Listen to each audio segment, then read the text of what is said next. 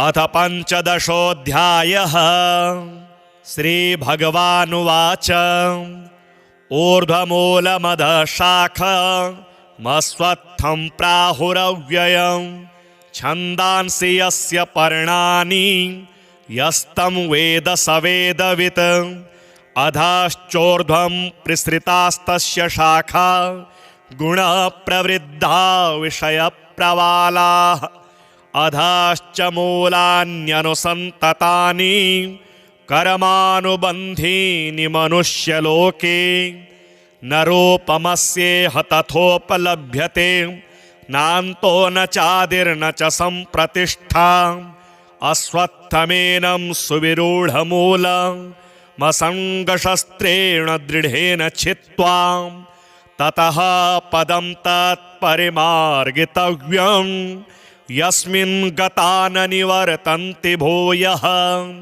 तमेव चाद्यं पुरुषं प्रपद्ये यतः प्रवृत्तिः प्रसृता पुराणी।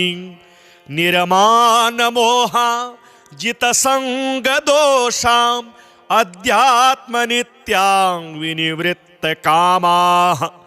द्वन्द्वैर्विमुक्ताः सुखदुःखसङ्गैर्गच्छन्त्यमूढाः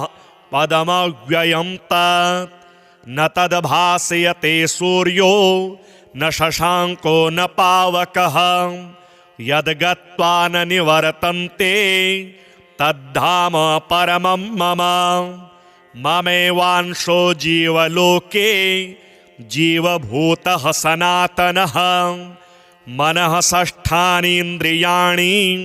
प्रकृतिस्थानि कर्षति। शरीरं यदवाप्नोति यच्चाप्युत्क्रामतीश्वरः गृहीत्वेतानि संयाति वायुर्गन्धानि वाशयात्। श्रोत्रं चक्षुस्पर्शनं च रसनं घ्राणमेव च अधिष्ठाय मनश्चायं विषयानुपसेवते। उत्क्रामन्तं स्थितं वापि भुजानं वा गुणान्वितं विमूढानानुपश्यन्ति पश्यन्ति ज्ञानचक्षुषः। यतन्तो योगिनश्चैनं पश्यन्त्यात्मन्यवस्थितं यतन्तोऽप्यकृतात्मानो नैनं पश्यत्यचेतसः। यदादित्यगतं तेजो जगद्भासयतेऽखिलं यच्चन्द्रमसि यच्चाग्नौ तत्तेजो विद्धि मामकम्। गामाविश्य च भूतानि धारयाम्यहमोजसा पुष्णामि चौषधीः सर्वाः सोमो भूत्वा रसात्मकः। अहं वैश्वानरो भूत्वा प्राणिनां देहमाश्रितः प्राणापानसमायुक्तः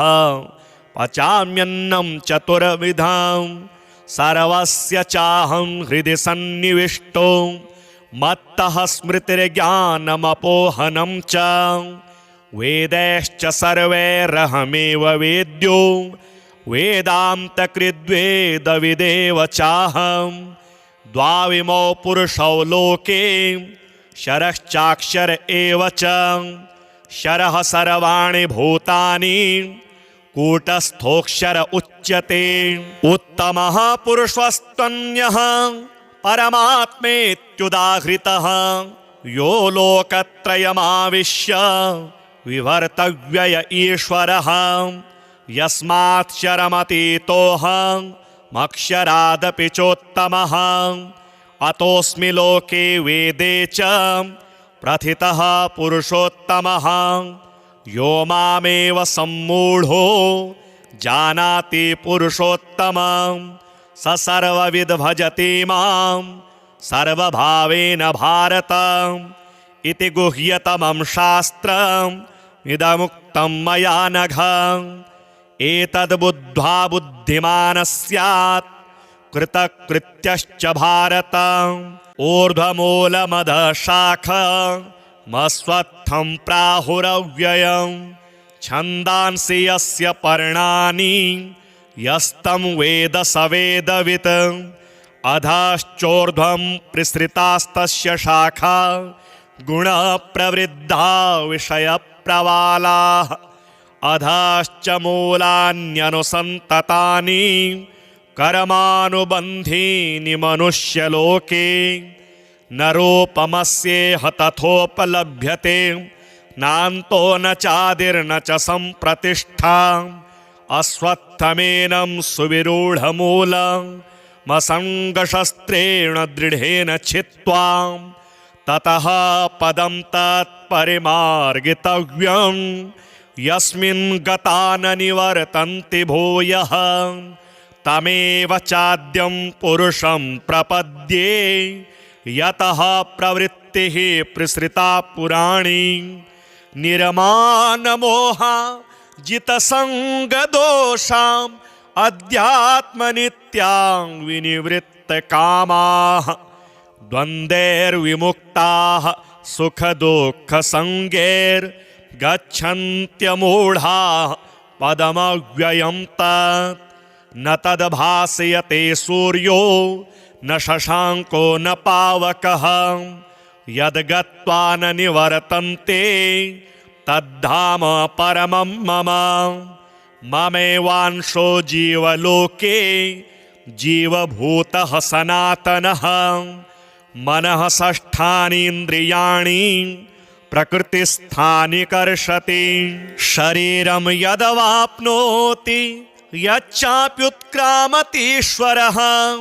गृहीत्वेतानि संयाति वायुर्गन्धानि वाशयात् श्रोत्रं चक्षुस्पर्शनं च रसनं घ्राणमेव च अधिष्ठाय मनश्चायं विषयानुपसेवते उत्क्रामन्तं स्थितं वापि भुजानं वा गुणान्वितं विमूढानानुपश्यन्ति पश्यन्ति ज्ञानचक्षुषः यतन्तो योगिनश्चैनं पश्यन्त्यात्मन्यवस्थितं यतन्तोऽप्यकृतात्मानो नैनं पश्यत्यचेतसः यदादित्यगतं तेजो जगद्भासयतेऽखिलं यच्चन्द्रमसि यच्चाग्नौ तत्तेजो विद्धि मामकम् गामाविश्य च भूतानि धारयाम्यहमोजसा पुष्णामि चौषधीः सर्वाः सोमो भूत्वा रसात्मकः अहं वैश्वानरो भूत्वा प्राणिनां देहमाश्रितः प्राणापानसमायुक्तः पचाम्यन्नं चतुर्विधं सर्वस्य चाहं हृदि सन्निविष्टो मत्तः स्मृतिर्ज्ञानमपोहनं च वेदैश्च सर्वैरहमेव वेद्यो वेदान्तकृद्वेदविदेव चाहं द्वाविमौ पुरुषौ लोके शरश्चाक्षर एव च शरः सर्वाणि भूतानि कूटस्थोऽक्षर उच्यते उत्तमः पुरुषस्त्वन्यः परमात्मेत्युदाहृतः यो लोकत्रयमाविश्य विवर्तव्यय ईश्वरः यस्मात् शरमतीतोऽहमक्षरादपि चोत्तमः अतोऽस्मि लोके वेदे च प्रथितः पुरुषोत्तमः यो मामेव सम्मूढो जानाति पुरुषोत्तमं स सर्वविद् भजति मां सर्वभावेन भारत इति गुह्यतमं शास्त्रम् इदमुक्तं मया नघ एतद्बुद्ध्वा बुद्धिमानः स्यात् कृतकृत्यश्च भारत ऊर्ध्वमूलमधशाखमस्वत्थं प्राहुरव्ययं छन्दांसि यस्य पर्णानि यस्तं वेद स वेदवित् अधश्चोर्ध्वं प्रसृतास्तस्य शाखा गुणप्रवृद्धा विषयप्रवालाः अधश्च मूलान्यनुसन्ततानि कर्मानुबन्धीनि मनुष्यलोके नरोपमस्येह तथोपलभ्यते नान्तो न चादिर्न च सम्प्रतिष्ठा अश्वत्थमेनं सुविरूढमूलमसङ्गशस्त्रेण दृढेन छित्त्वा ततः पदं तत्परिमार्गितव्यं यस्मिन् गता न निवर्तन्ति भूयः तमेव चाद्यं पुरुषं प्रपद्ये यतः प्रवृत्तिः प्रसृता पुराणी निर्मानमोहा जितसङ्गदोषाम् अध्यात्मनित्यां विनिवृत्तकामाः द्वन्द्वैर्विमुक्ताः सुखदुःखसङ्गैर्गच्छन्त्यमूढाः पदमव्ययं तत् न तद्भासयते सूर्यो न शशाङ्को न पावकः यद्गत्वा न निवर्तन्ते तद्धाम परमं मम ममेवांशो जीवलोके जीवभूतः सनातनः मनः षष्ठानि इन्द्रियाणि प्रकृतिस्थानि कर्षति शरीरं यदवाप्नोति यच्चाप्युत्क्रामतीश्वरः गृहीत्वेतानि संयाति वायुर्गन्धानि वाशयात् श्रोत्रं चक्षुस्पर्शनं च रसनं घ्राणमेव च अधिष्ठाय मनश्चायं विषयानुपसेवते उत्क्रामन्तं स्थितं वापि भुजानं वा गुणान्वितं विमूढानानुपश्यन्ति पश्यन्ति ज्ञानचक्षुषः यतन्तो योगिनश्चैनं पश्यन्त्यात्मन्यवस्थितं यतन्तोऽप्यकृतात्मानो नैनं पश्यत्यचेतसः यदादित्यगतं तेजो जगद्भासयतेऽखिलं यच्चन्द्रमसि यच्चाग्नौ तत्तेजो विद्धि मामकम् गामाविश्य च भूतानि धारयाम्यहमोजसा पुष्णामि चौषधीः सर्वाः सोमो भूत्वा रसात्मकः अहं वैश्वानरो भूत्वा प्राणिनां देहमाश्रितः प्राणापानसमायुक्तः पचाम्यन्नं चतुर्विधं सर्वस्य चाहं हृदि सन्निविष्टो मत्तः स्मृतिर्ज्ञानमपोहनं च वेदैश्च सर्वैरहमेव वेद्यो वेदान्तकृद्वेदविदेव चाहं द्वाविमौ पुरुषौ लोके शरश्चाक्षर एव च शरः सर्वाणि भूतानि कूटस्थोऽक्षर उच्यते उत्तमः पुरुषस्त्वन्यः परमात्मेत्युदाहृतः यो लोकत्रयमाविश्य विवर्तव्यय ईश्वरः यस्मात् शरमतीतोऽहमक्षरादपि चोत्तमः अतोऽस्मि लोके वेदे च प्रथितः पुरुषोत्तमः यो मामेव सम्मूढो जानाति पुरुषोत्तमं स सर्वविद् भजति मां सर्वभावेन भारत इति गुह्यतमं शास्त्रम् इदमुक्तं मया नघ एतद्बुद्ध्वा बुद्धिमानः स्यात् कृतकृत्यश्च भारत ऊर्ध्वमूलमधशाखमस्वत्थं प्राहुरव्ययं छन्दांसि यस्य पर्णानि यस्तं वेद स वेदवित् अधश्चोर्ध्वं प्रसृतास्तस्य शाखा गुणप्रवृद्धा विषयप्रवालाः अधश्च मूलान्यनुसन्ततानि कर्मानुबन्धीनि मनुष्यलोके नरोपमस्येह तथोपलभ्यते नान्तो न चादिर्न च सम्प्रतिष्ठा अश्वत्थमेनं सुविरूढमूलमसङ्गशस्त्रेण दृढेन छित्त्वा ततः पदं तत्परिमार्गितव्यं यस्मिन् गता न निवर्तन्ति भूयः तमेव चाद्यं पुरुषं प्रपद्ये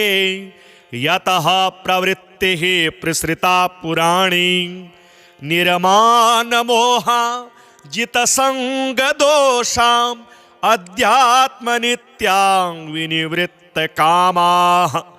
द्वन्द्वैर्विमुक्ताः सुखदुःखसंगैर्गच्छन्त्यमूढाः पदमव्ययं तत् न तद्भासयते सूर्यो न शशाङ्को न पावकः यद्गत्वा न निवर्तन्ते तद्धाम परमं मम ममेवांशो जीवलोके जीवभूतः सनातनः मनः षष्ठानीन्द्रियाणि प्रकृतिस्थानि कर्षति शरीरं यदवाप्नोति यच्चाप्युत्क्रामतीश्वरः गृहीत्वेतानि संयाति वायुर्गन्धानि वाशयात् श्रोत्रं चक्षुस्पर्शनं च रसनं घ्राणमेव च अधिष्ठाय मनश्चायं विषयानुपसेवते उत्क्रामन्तं स्थितं वापि भुजानं वा गुणान्वितं विमूढानानुपश्यन्ति पश्यन्ति ज्ञानचक्षुषः यतन्तो योगिनश्चैनं पश्यन्त्यात्मन्यवस्थितं यतन्तोऽप्यकृतात्मानो नैनं पश्यत्यचेतसः यदादित्यगतं तेजो जगद्भासयतेऽखिलं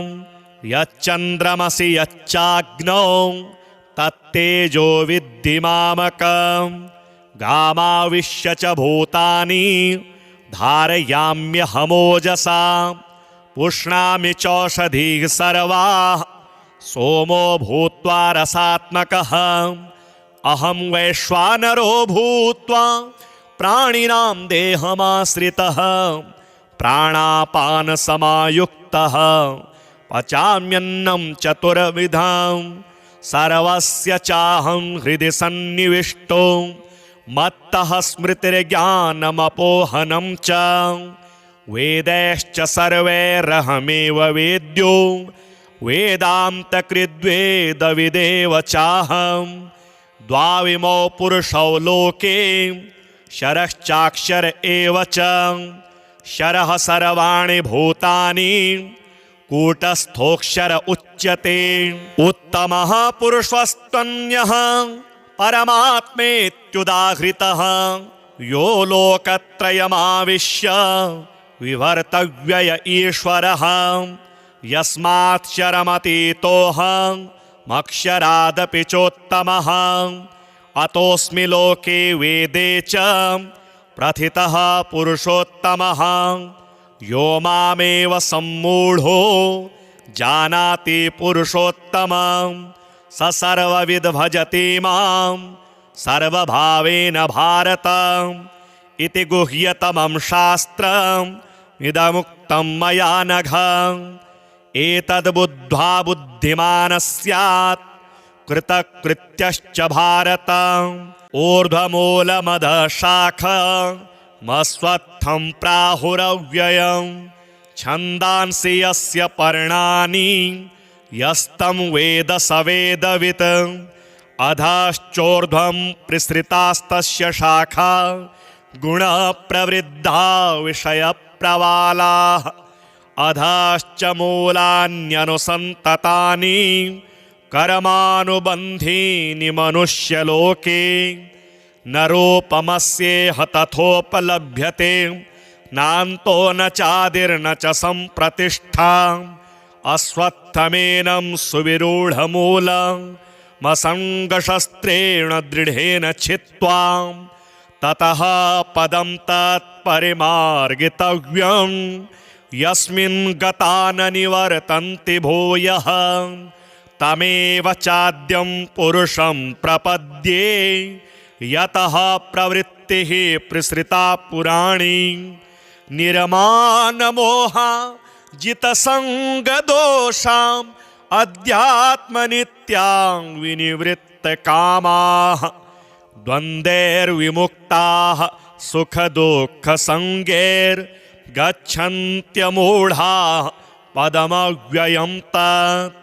न तद्भासयते सूर्यो न शशाङ्को न पावकः यद्गत्वा न निवर्तन्ते तद्धाम परमं मम ममेवांशो जीवलोके जीवभूतः सनातनः मनः षष्ठानीन्द्रियाणि प्रकृतिस्थानि कर्षति शरीरं यदवाप्नोति यच्चाप्युत्क्रामतीश्वरः गृहीत्वेतानि संयाति वायुर्गन्धानि वाशयात् श्रोत्रं चक्षुस्पर्शनं च रसनं घ्राणमेव च अधिष्ठाय मनश्चायं विषयानुपसेवते उत्क्रामन्तं स्थितं वापि भुजानं वा गुणान्वितं विमूढानानुपश्यन्ति पश्यन्ति ज्ञानचक्षुषः यतन्तो योगिनश्चैनं पश्यन्त्यात्मन्यवस्थितं यतन्तोऽप्यकृतात्मानो नैनं पश्यत्यचेतसः यदादित्यगतं तेजो जगद्भासयतेऽखिलं यच्चन्द्रमसि यच्चाग्नौ तत्तेजो विद्धि मामकं गामाविश्य च भूतानि धारयाम्यहमोजसा पुष्णामि चौषधीः सर्वाः सोमो भूत्वा रसात्मकः अहं वैश्वानरो भूत्वा प्राणिनां देहमाश्रितः प्राणापानसमायुक्तः पचाम्यन्नं चतुर्विधं सर्वस्य चाहं हृदि सन्निविष्टो मत्तः स्मृतिर्ज्ञानमपोहनं च वेदैश्च सर्वैरहमेव वेद्यो वेदान्तकृद्वेदविदेव चाहं द्वाविमौ पुरुषौ लोके शरश्चाक्षर एव च शरः सर्वाणि भूतानि कूटस्थोऽक्षर उच्यते उत्तमः पुरुषस्त्वन्यः परमात्मेत्युदाहृतः यो लोकत्रयमाविश्य विवर्तव्यय ईश्वरः यस्माक्षरमतीतोऽहमक्षरादपि चोत्तमः अतोऽस्मि लोके वेदे च प्रथितः पुरुषोत्तमः यो मामेव सम्मूढो जानाति पुरुषोत्तमं स सर्वविद् भजति मां सर्वभावेन भारत इति गुह्यतमं शास्त्रम् इदमुक्तं मया नघ एतद्बुद्ध्वा बुद्धिमानः स्यात् कृतकृत्यश्च भारत ऊर्ध्वमूलमधशाखमस्वत्थं प्राहुरव्ययं छन्दांसि यस्य पर्णानि यस्तं वेद स वेदवित् अधश्चोर्ध्वं प्रसृतास्तस्य शाखा गुणप्रवृद्धा विषयप्रवालाः अधश्च मूलान्यनुसन्ततानि कर्मानुबन्धीनि मनुष्यलोके न रूपमस्येह तथोपलभ्यते नान्तो न चादिर्न च सम्प्रतिष्ठा अस्वत्थमेनं सुविरूढमूलमसङ्गशस्त्रेण दृढेन छित्त्वा ततः पदं तत्परिमार्गितव्यं यस्मिन् गता न निवर्तन्ति भूयः तमेव चाद्यं पुरुषं प्रपद्ये यतः प्रवृत्तिः प्रसृता पुराणी निर्मानमोहा जितसङ्गदोषाम् अध्यात्मनित्यां विनिवृत्तकामाः द्वन्द्वैर्विमुक्ताः सुखदुःखसङ्गैर्गच्छन्त्यमूढाः पदमव्ययं तत् न तद्भासयते सूर्यो न शशाङ्को न पावकः यद्गत्वा न निवर्तन्ते तद्धाम परमं मम ममेवांशो जीवलोके जीवभूतः सनातनः मनः षष्ठानीन्द्रियाणि प्रकृतिस्थानि कर्षति शरीरं यदवाप्नोति यच्चाप्युत्क्रामतीश्वरः गृहीत्वेतानि संयाति वायुर्गन्धानि वाशयात् श्रोत्रं चक्षुस्पर्शनं च रसनं घ्राणमेव च अधिष्ठाय मनश्चायं विषयानुपसेवते उत्क्रामन्तं स्थितं वापि भुजानं वा गुणान्वितं विमूढानानुपश्यन्ति पश्यन्ति ज्ञानचक्षुषः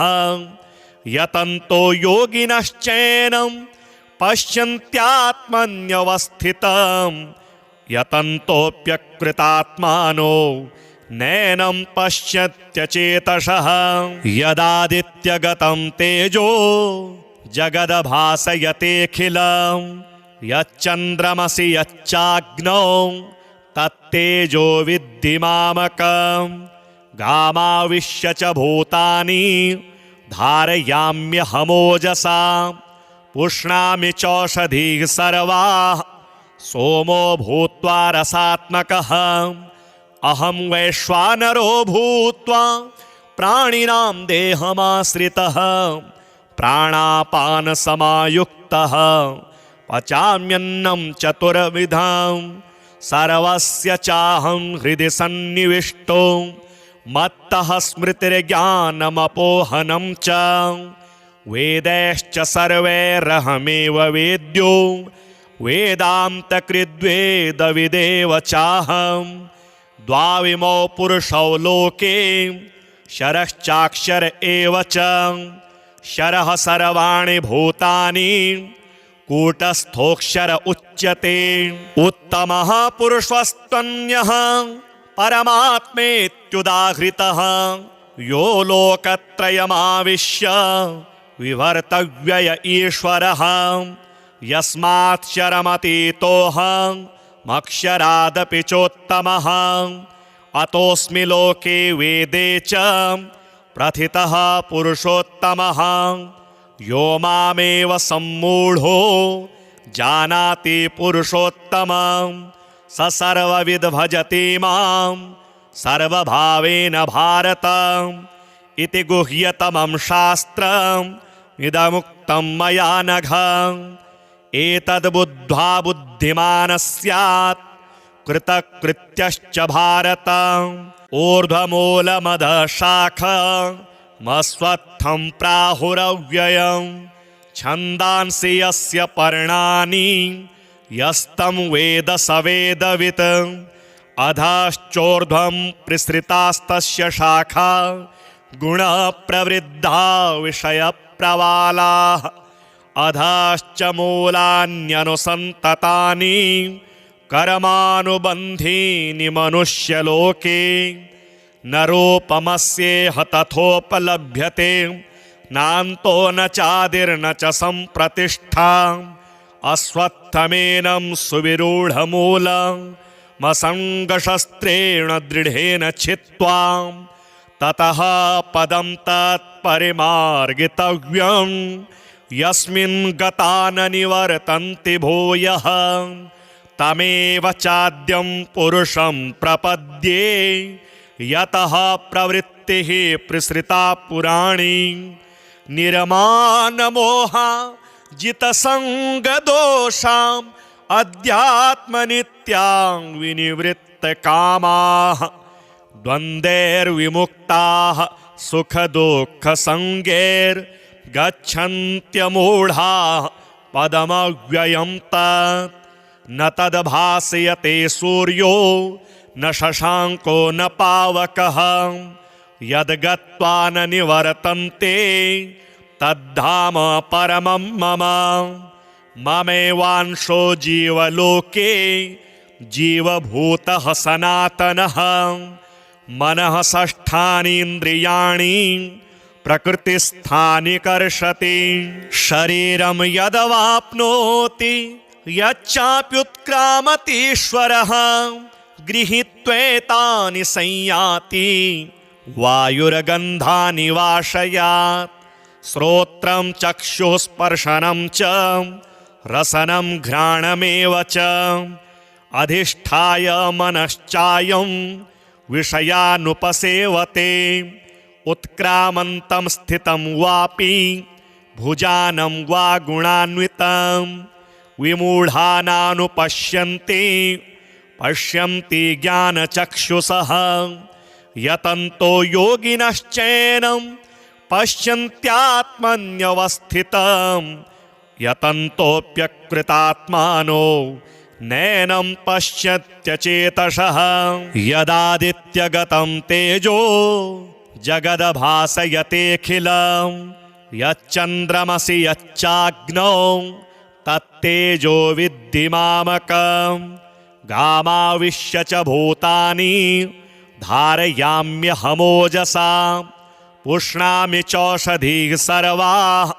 सोमो भूत्वा रसात्मकः अहं वैश्वानरो भूत्वा प्राणिनां देहमाश्रितः प्राणापानसमायुक्तः पचाम्यन्नं चतुर्विधं सर्वस्य चाहं हृदि सन्निविष्टो मत्तः स्मृतिर्ज्ञानमपोहनं च वेदैश्च सर्वैरहमेव वेद्यो वेदान्तकृद्वेदविदेव चाहं द्वाविमौ पुरुषौ लोके शरश्चाक्षर एव च शरः सर्वाणि भूतानि कूटस्थोऽक्षर उच्यते उत्तमः पुरुषस्त्वन्यः परमात्मेत्युदाहृतः यो लोकत्रयमाविश्य विवर्तव्यय ईश्वरः यस्माक्षरमतीतोऽहं मक्षरादपि चोत्तमः अतोऽस्मि लोके वेदे च प्रथितः पुरुषोत्तमः यो मामेव सम्मूढो जानाति पुरुषोत्तमं स सर्वविद् भजति मां सर्वभावेन भारत इति गुह्यतमं शास्त्रम् इदमुक्तं मया नघ एतद्बुद्ध्वा बुद्धिमानः स्यात् कृतकृत्यश्च भारत ऊर्ध्वमूलमधशाखमस्वत्थं प्राहुरव्ययं छन्दांसि यस्य पर्णानि यस्तं वेद स वेदवित् अधश्चोर्ध्वं प्रसृतास्तस्य शाखा गुणप्रवृद्धा विषयप्रवालाः अधश्च मूलान्यनुसन्ततानि कर्मानुबन्धीनि मनुष्यलोके न रूपमस्येह तथोपलभ्यते नान्तो न चादिर्न च सम्प्रतिष्ठा अस्वत्थमेनं सुविरूढमूलमसङ्गशस्त्रेण दृढेन छित्त्वा ततः पदं तत्परिमार्गितव्यं यस्मिन् गता न निवर्तन्ति भूयः तमेव चाद्यं पुरुषं प्रपद्ये यतः प्रवृत्तिः प्रसृता पुराणी निर्मानमोहा जितसङ्गदोषाम् अध्यात्मनित्यां विनिवृत्तकामाः द्वन्द्वैर्विमुक्ताः सुखदुःखसङ्गैर्गच्छन्त्यमूढाः पदमव्ययं तत् न तद्भासयते सूर्यो न शशाङ्को न पावकः यद्गत्वा न निवर्तन्ते तद्धाम परमं मम ममैवांशो जीवलोके जीवभूतः सनातनः मनः षष्ठानीन्द्रियाणि प्रकृतिस्थानि कर्षति शरीरं यदवाप्नोति यच्चाप्युत्क्रामतीश्वरः गृहीत्वेतानि संयाति वायुर्गन्धानि वाशयात् श्रोत्रं चक्षुस्पर्शनं च रसनं घ्राणमेव च अधिष्ठाय मनश्चायं विषयानुपसेवते उत्क्रामन्तं स्थितं वापि भुजानं वा गुणान्वितं विमूढानानुपश्यन्ति पश्यन्ति ज्ञानचक्षुषः यतन्तो योगिनश्चैनं पश्यन्त्यात्मन्यवस्थितं यतन्तोऽप्यकृतात्मानो नैनं पश्यत्यचेतसः यदादित्यगतं तेजो जगद्भासयतेऽखिलं यच्चन्द्रमसि यच्चाग्नौ तत्तेजो विद्धि मामकं गामाविश्य च भूतानि धारयाम्यहमोजसा पुष्णामि चौषधीः सर्वाः सोमो भूत्वा रसात्मकः अहं वैश्वानरो भूत्वा प्राणिनां देहमाश्रितः प्राणापानसमायुक्तः पचाम्यन्नं चतुर्विधं सर्वस्य चाहं हृदि सन्निविष्टो मत्तः स्मृतिर्ज्ञानमपोहनं च वेदैश्च सर्वैरहमेव वेद्यो वेदान्तकृद्वेदविदेव चाहं द्वाविमौ पुरुषौ लोके शरश्चाक्षर एव च शरः सर्वाणि भूतानि कूटस्थोऽक्षर उच्यते उत्तमः पुरुषस्त्वन्यः परमात्मेत्युदाहृतः यो लोकत्रयमाविश्य विभर्तव्यय ईश्वरः यस्माक्षरमतीतोऽहं मक्षरादपि चोत्तमः